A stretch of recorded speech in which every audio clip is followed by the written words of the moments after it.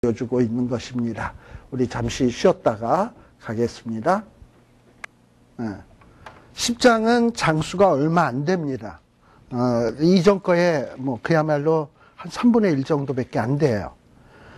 자, 그리고 10장에는 그렇게 대단히 많은 내용이 있는 것은 아닙니다. 자, 이렇게 아비멜렉이 죽었어요. 10장 1절에 보면 아비멜렉의 후예.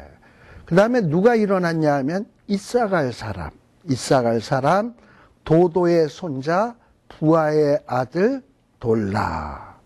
그러니 이 돌라라고 하는 사람은 집안이 좋은 사람 같습니까? 안 좋은 사람 같습니까? 도도, 부하, 아버지, 할아버지 이름까지 나오는 거를 보면 그래도 집안이 좀 그래도 내놓을 만한 사람이었던 것 같아요. 예.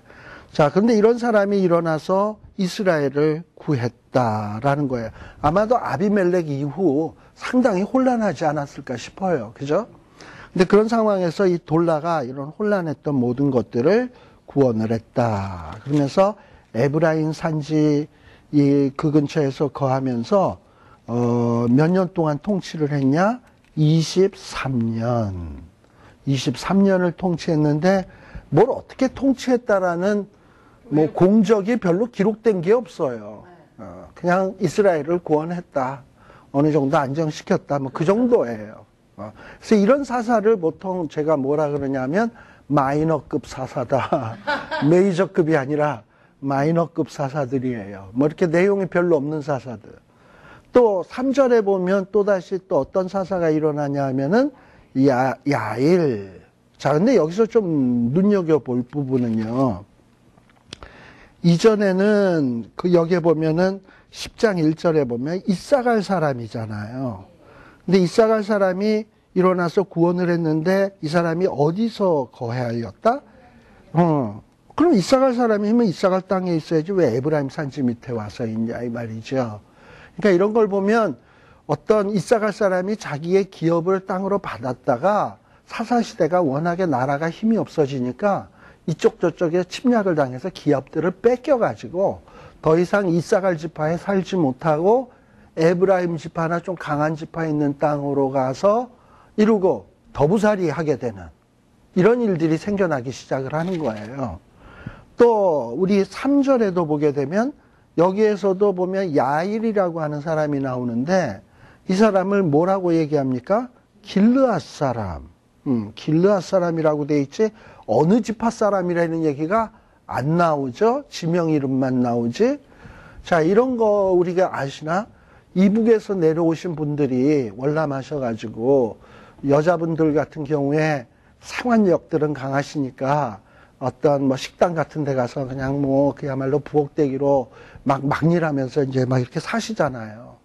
그러면서 주인이 당신 도대체 이름이 뭐요? 그랬대. 이름은 알아서 뭐하게. 나 개성에서 왔으니까 개성댁이라고 불러주시오.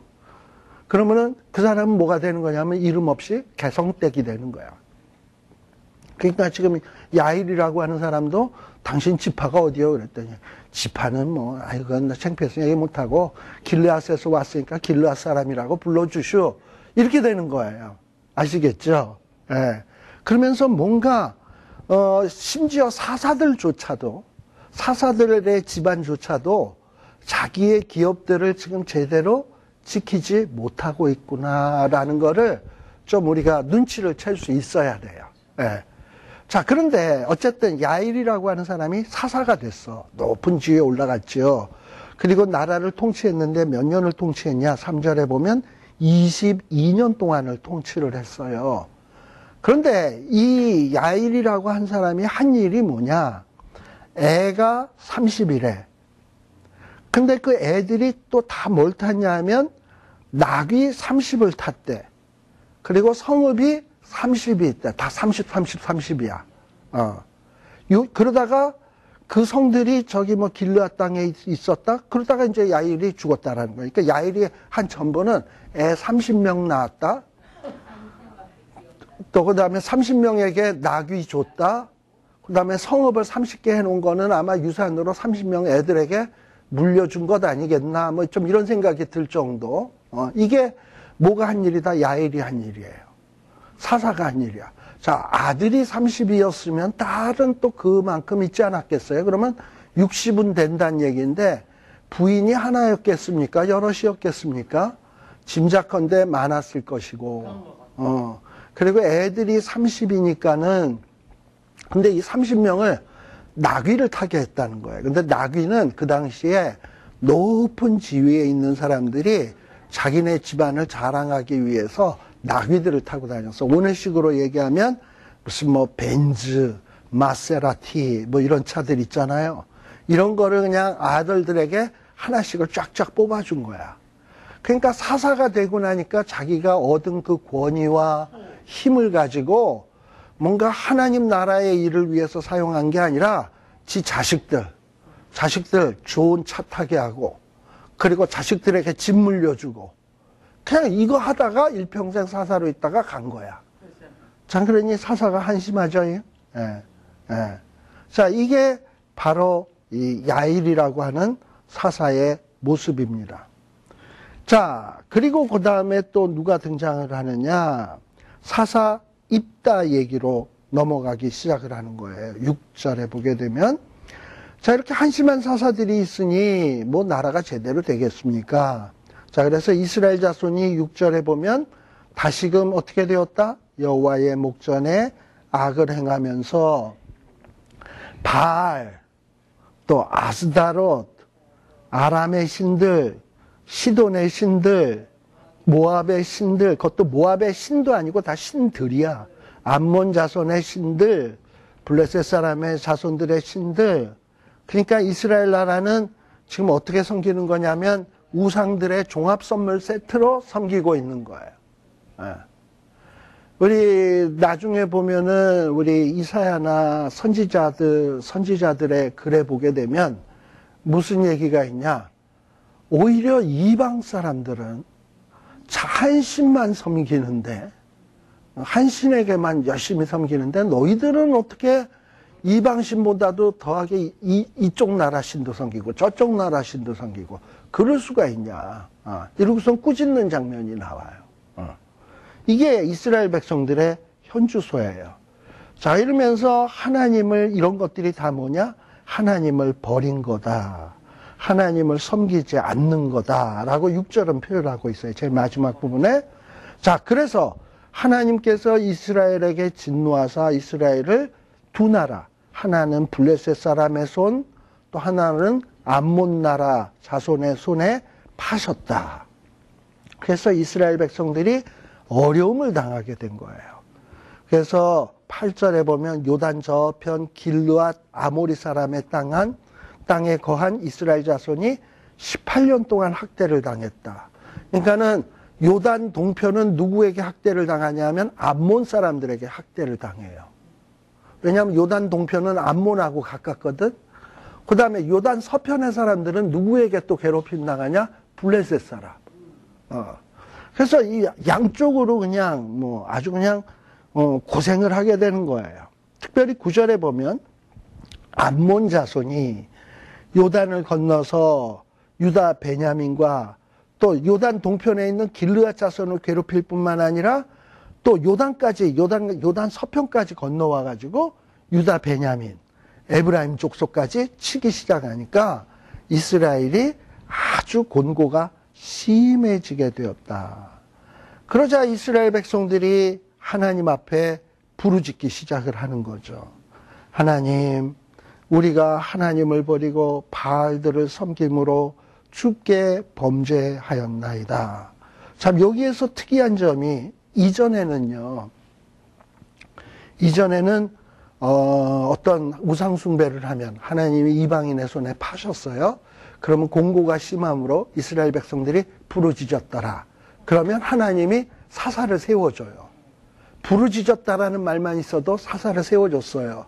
근데 이번에는 보면은 이따 때는 좀 특이한 게 뭐냐면 부르짖어 가로되 하면서 부르짖는 내용까지 구체적으로 나와 있어요. 근데 그 내용이 뭐냐? 내용도 아주 구체적이야. 우리가 뭐 했다? 하나님 버렸다. 뭘 했다? 우상 숭배했다. 그리고 뭐 했다? 범죄했다. 그래서 어떤 이 부르짖은 내용이 꽤 구체적이고 일종의 회개의 기도라고도 볼 수 있어요. 그러니까는 이전에 비해서 꽤 진실된 기도라고 볼 수 있죠. 예. 자, 그런데 이런 진실된 기도를 들으신 하나님께서, 여호와께서 뭐라고 얘기하냐? 이렇게 회개함에도 불구하고 이스라엘 자손에게 말하시기를 뭐라 그러냐? 내가 애굽 사람, 아모리 사람, 암몬 자손, 블레셋 사람에게서 너희를 구원하지 않았냐? 그리고 이전에 뭐 또 마온 사람들, 뭐 시돈 사람들, 아말렉 사람들이 압제할 때도 내가 구원해 주지 않았냐? 이러면서 그렇게 구원해 주었는데 너희들이 이렇게 나를 섭섭하게 하면 되냐? 이런 틀로 얘기를 하는 거예요. 13절. 이렇게 구원해 줬는데 너희가 나를 버리고 다른 신들을 섬기니 나 이제 너희들 구원 안 해. 하고 하나님이 마치 삐진 것 같아요. 그렇죠? 구원 안 해. 근데 13절에 보면 내가 다시는 너희를 구원하지 아니하리라. 이게 하나님이 이렇게 말씀하셨는데 진심일까요? 진심이 아닐까요? 아니죠. 특히 뭐 예를 들면은 우리 부모님들도 애들 키우다 보면 애들이 속썩이는 일을 하면 너 다시는 그거 해주나 봐라.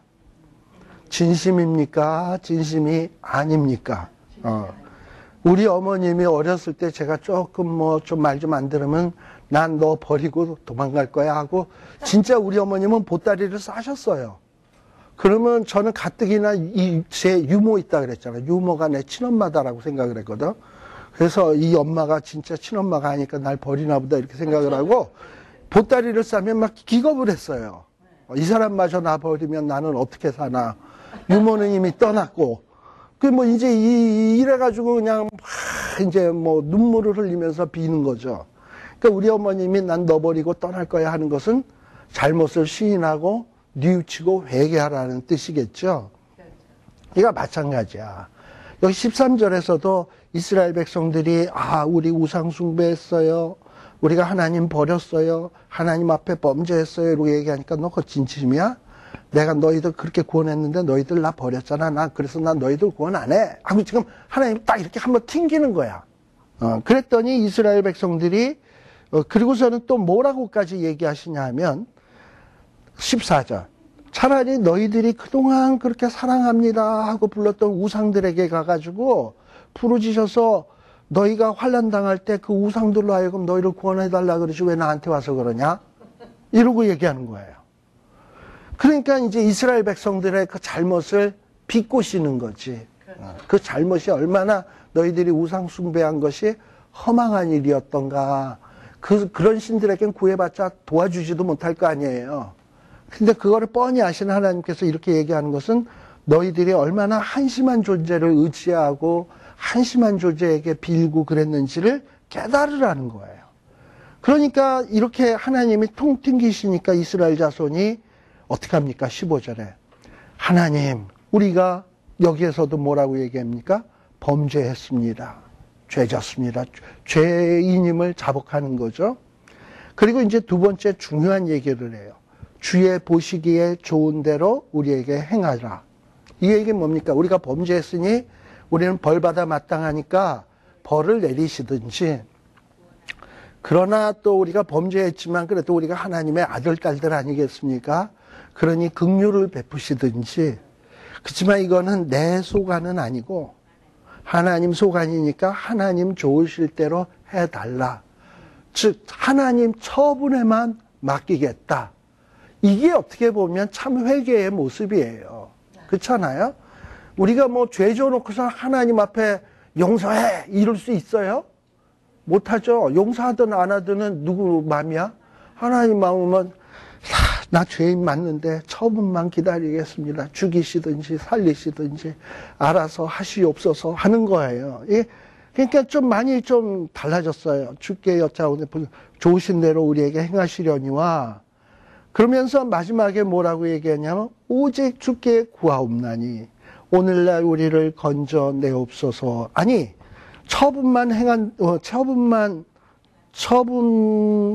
처분을 기다리겠다.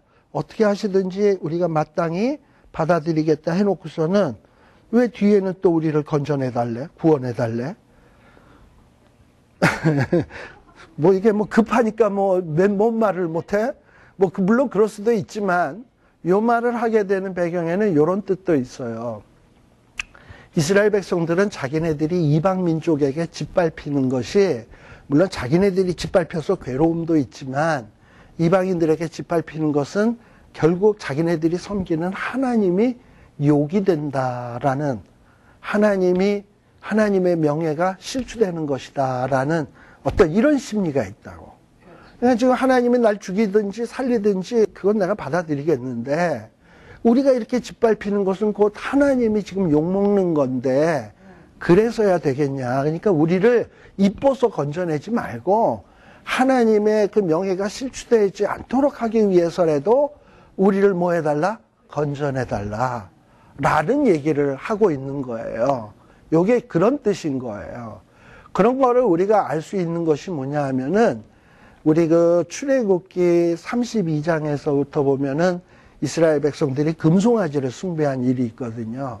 하나님이 이스라엘 백성들을 다 진멸하겠다. 그리고 모세 보고 나는 너의 후손으로 다시 번성케 하겠다.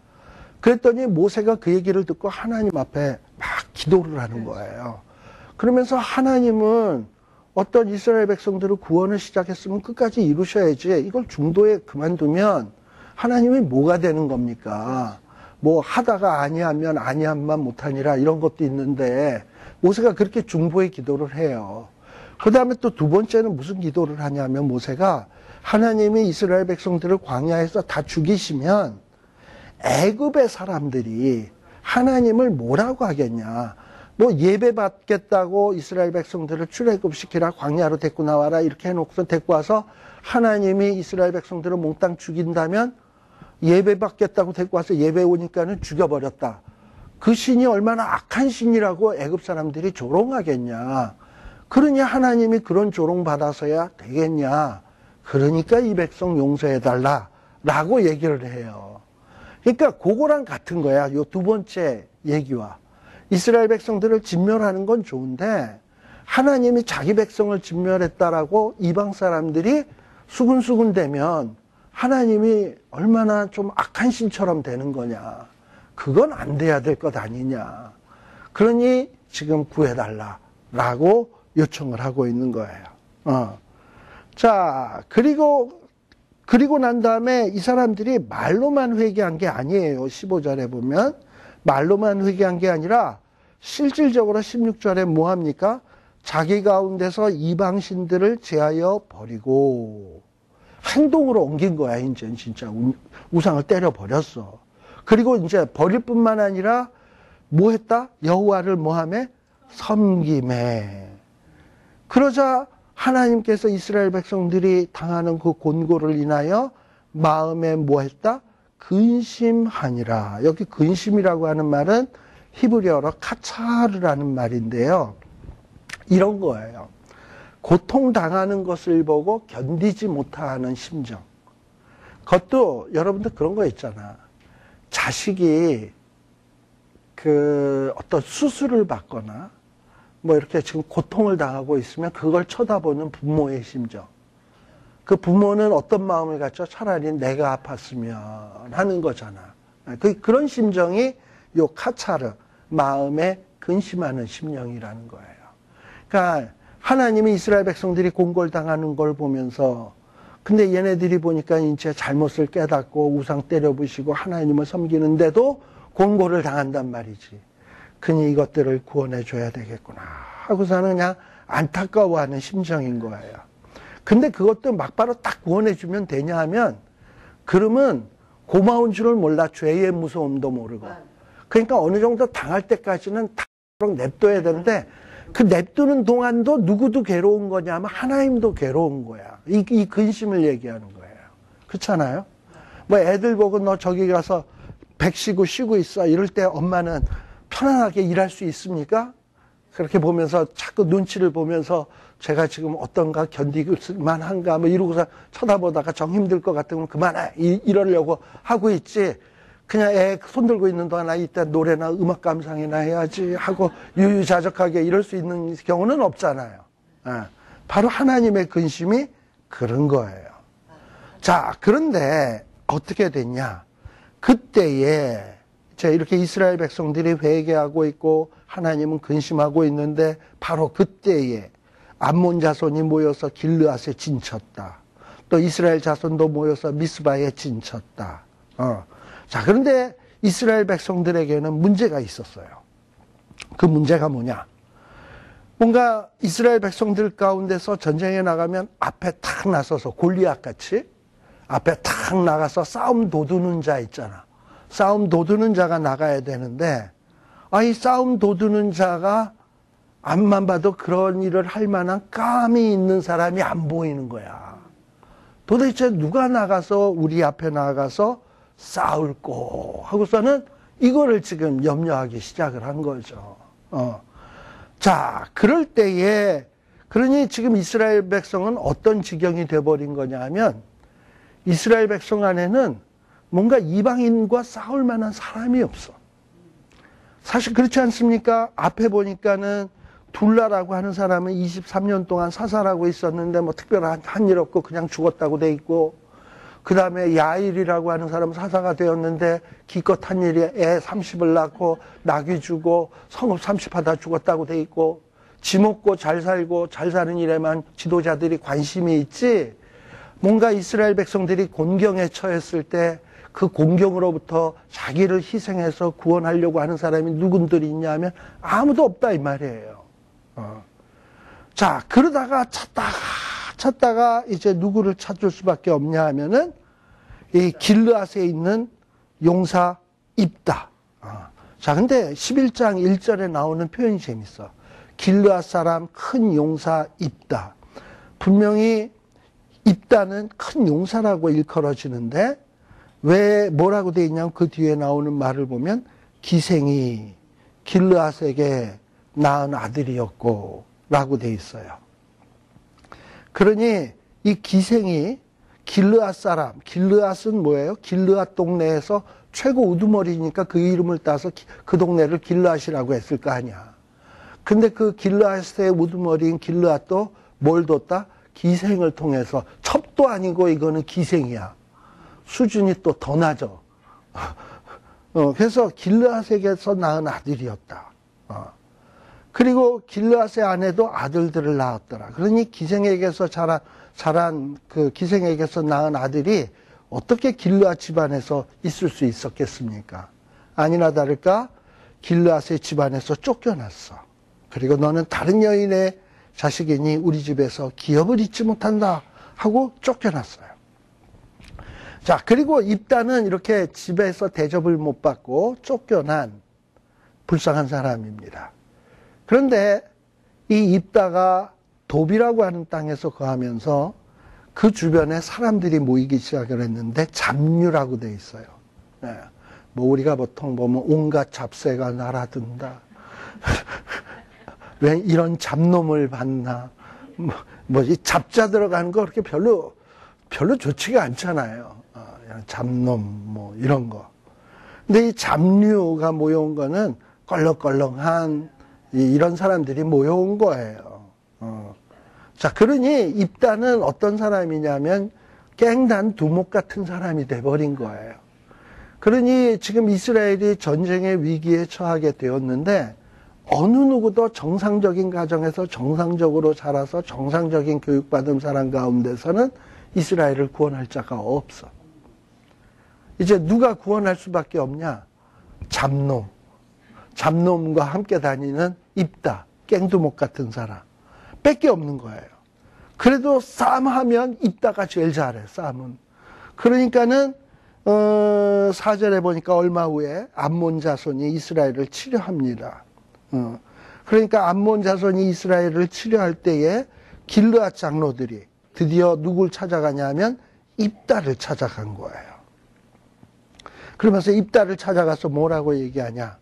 우리가 암몬 자손과 싸우려고 하는데 당신이 와서 우리의 우두머리 장관이 되어야 되겠다라고 얘기를 하는 거죠. 그래서 이제 입다가 사사로 서게 되는데 입다도 참 섭섭한 게 많았던 것 같아. 7절에 보면 입다가 길르앗 장로들에게 말하기를 당신들이 나를 미워해서 쫓아내지 않았냐? 이제 환난 당하였다고 어찌해서 내게 오느냐? 그러면서 그 마음에 쌓여 있었던 그 한을 그냥 콱 끄집어낸 거죠. 자, 그랬더니 길앗 장로들이 뭐라고 얘기하냐면, 제발 그러지 말고, 이제 우리가 당신을 찾아온 것은 우리와 함께 가서 암몬 자손과 싸우게 하려 함이니, 그리하면 우리 모든 길앗의 머리가 되리라. 옛날에는 식구로도 안 받아주다가, 이제는 우리의 머리가 된다. 이러고 얘기를 하는 거죠. 그러고서는 이 입다는 뭐라고 얘기하냐면, 길앗 장로들에게 과연 너희들이 나를 데리고 본향으로 돌아가서 암몬 자손과 싸우게 할 때에 여호와가 그들을 내게 붙이면, 그래서 내가 승리하면 내가 과연 너희의 머리가 되겠느냐? 못 믿을 것 같으니까 확인사살 해보는 거고요. 그랬더니 길앗 장로들이 입다에게 말하되 여호와는 우리의 증인이다. 급해지니까 막 나오는 거죠. 당신의 말대로 우리가 반드시 행하리이다. 그런 약속을 받고서야 비로소 입다가 이 길앗 지방에 가서 이 장관이 되고 드디어 이 암몬 자손과 전쟁을 시작하게 되는 얘기가 11장의 얘기예요. 자, 그런데 이 입다의 얘기도 꽤 분량이 많습니다. 11장, 그 다음에 12장, 12장까지 거의 입다의 얘기가 나와요. 그러니까 10장, 11장, 12장까지 꽤 분량이 많이 나오는 내용입니다. 그래서 다음 시간에는요, 우리 오늘은 여기까지 하고요. 다음 시간에는 요 입다에 대해서 조금 더 구체적으로 살펴보도록 하겠습니다. 혹시 다음 시간에 얘기하면은 12절서부터 시작이다라고 얘기해 주십시오. 12절. 네. 자, 아무튼 뭐 11절이나 12절이나 11장, 12절 기도하겠습니다. 하나님 아버지 감사합니다. 참으로 이 사사시대의 모습을 보면서 오늘의 우리를 다시 한번 재점검해 봅니다. 아버지 하나님, 정말 하나님이 우리의 왕이시고 또 왕이신 하나님의 말씀을 정말 잘 순종하는 저희들 되게 하여 주시옵소서. 그리할 때에 우리의 어떤 앞길이 평탄할 수 있고 정말 우리의 길이 참으로 주님의 축복으로 넘쳐날 수 있다는 것을 잊지 않는 저희들 되게 하여 주시옵소서. 머릿속으로만 알지 말게 하여 주시고 삶 가운데서 실천하는 저희들 되게 하여 주시옵소서. 예수님 이름으로 기도드립니다. 아멘. 마치겠습니다.